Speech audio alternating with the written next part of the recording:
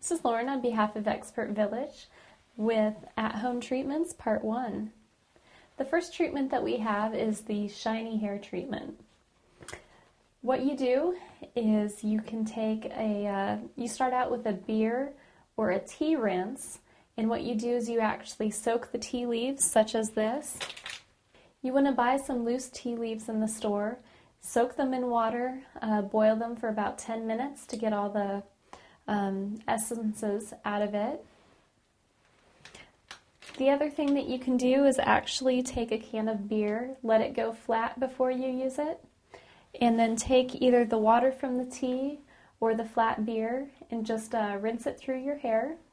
One other substitution that you might make is a little bit of lemon juice mixed in with water or even vinegar to do the pre-wash. Next, mix 3 tablespoons of honey in a pint of water. Rinse your hair or soak it in this solution, and then follow it again with the tea or beer rinse, and then pat your hair dry. Stay with us, and we're going to get into At-Home Treatments Part 2.